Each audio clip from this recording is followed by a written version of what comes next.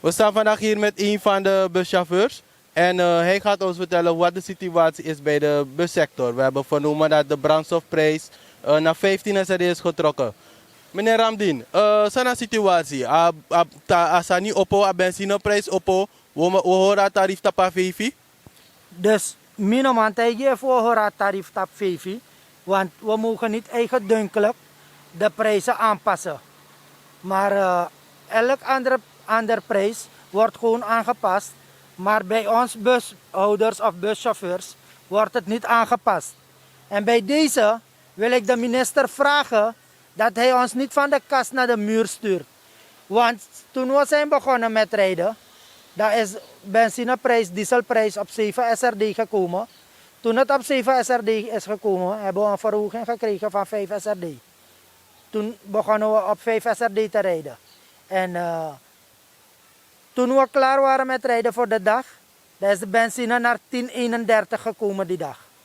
Toen de benzineprijs op 10,31 is gekomen op die dag, dan heeft de PLO, de moederorganisatie van de bushouders, heeft dan contact gemaakt met de minister. En de minister, ik weet niet of hij nonchalant is of dat hij, hoe ik het moet verwoorden voor je. Maar hij heeft het niet serieus aangenomen, denk ik.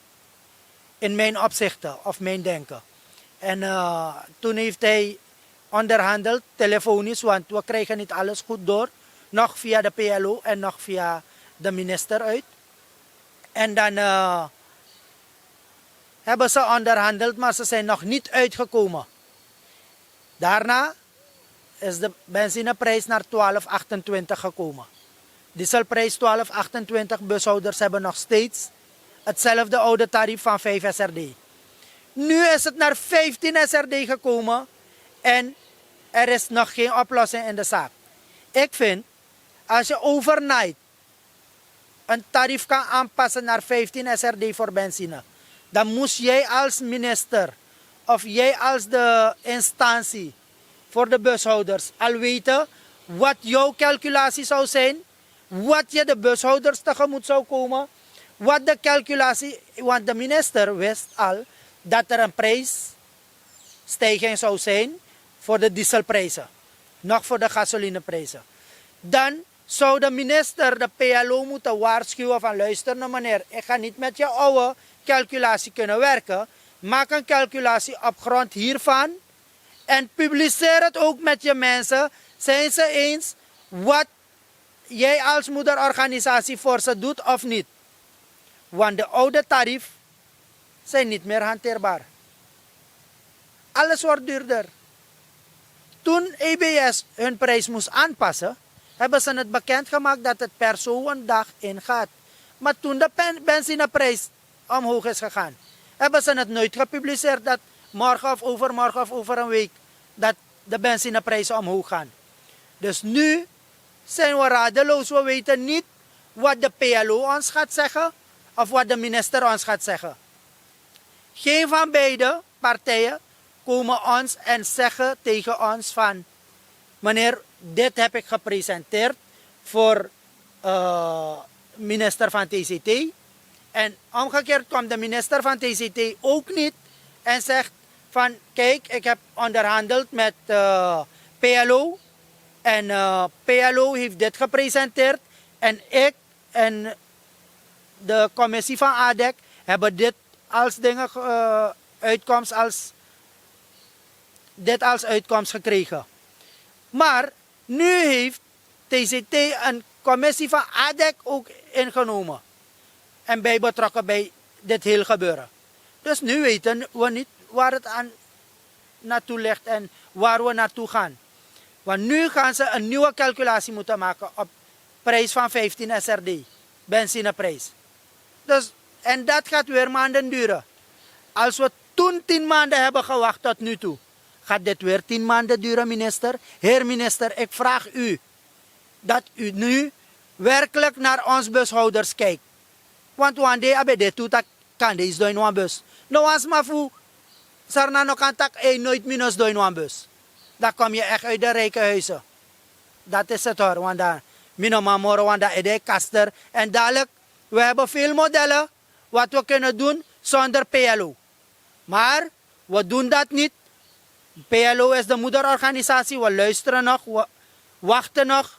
Maar als er geen resultaat uit de bus komt, wat denk je dat er gaat gebeuren? We gaan het niet aannemen dat we steeds op verlies draaien, toch? Is onkan. Maar aboneel van prijs berekenen no de. Op mijn tarief moest de, no da a benzine door 15. Dus als je op 7 SRD berekent, en als je op 7 SRD berekent, toch, prem, you contacti prem. Prem no, you contacti, want je wengt me voor dat toch? Je wengt me voor dat toch? Dat you contacti no. You contacti no.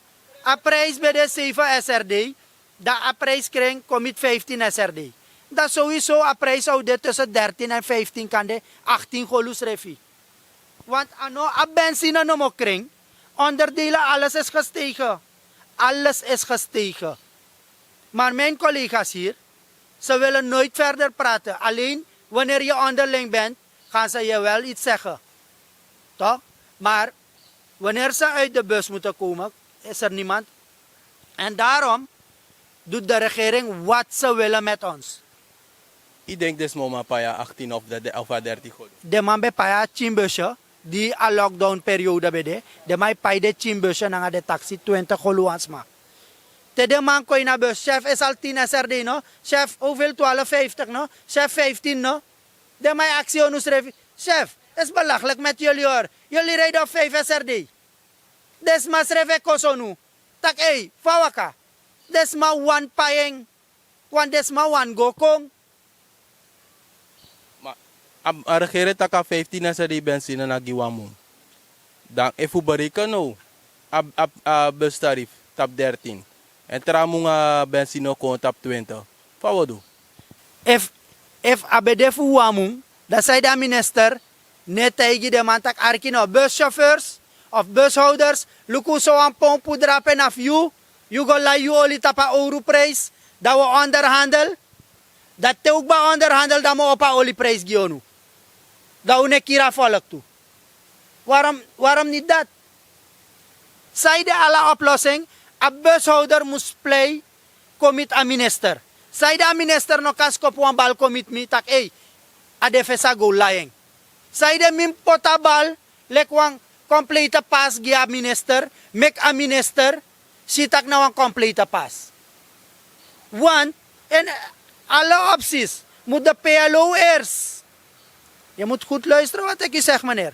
In alle opzichten moet de PLO'ers een calculatie indienen. Waarom neemt de minister niet een accountant en berekent alles en dan zegt hij, hey, kijk, dit heb je. Waar gaan we? We gaan een middenweg zoeken. Ja toch? Want als je overnight een dieselprijs naar 15 hebt gebracht, dan moet je ook weten wat de naslag van moet zijn toch? Waar of niet? Ja toch, zo moet het zijn toch? En een aantal passagiers. Je ziet dat de mensen dat COVID-situatie, a COVID-regel, dat in poer de minder sturu. Fa asa ni ewaka, fa a sector ewaka no des repi. Dus luku voor de klapstoel naar uit eigen veiligheid en no man bicycle, no man siki. Maar wat we wel als probleem hebben, dat de mais don kuta kwa langa mas dona fese wan sat mas dona bakasi. Da amapuram amon kap mus deso, da amapure so. Dat TCT met you tapapasi le controle. Dat de man tek you vergunning. Waarom komt TCT niet met inlichting, voorlichting en hij kon tegen de passagier broer, alla facilities doe na bus, je weer in tapu. Zij de je wan bestraf als chauffeur of a bushouder. Zij de je straf als a passagier sans dong zonder a mondkap. Bestraf a man dat wan na man doa overtreden toch. If mim luku a passagier steeds, otemo luka verkeer. Da erde mo nakawagi. If mim ko luku de passagier. Soms dus van passagier met qua overtreding. Hey, als chauffeur kies A chauffeur of a bushouder hij kon lek dupe ving. Ano mi ay go wera san gyama en ano mi saking. If mino ap hand sanitizer in mi bus, ikang ay. Ika weer mi ede. If mino ap mi papira, mino ap sang, ika weer mi ede. Maar in de model die zin kan weer meer de. Ina mag weer meer de. En mi veni tak TCT moest tak naar de controleur. Tak lukuno. We gaan naar alle halte. VV controleur. VV scoutu. En burger. Ano na nga paki. En burger. Alla passagiers sa no wering. Yan nakamabutu. Da. En tumung. En tumu ala mau wera kap. If the man wera kap ala mau longo. Tekas poiti. Na data upsa.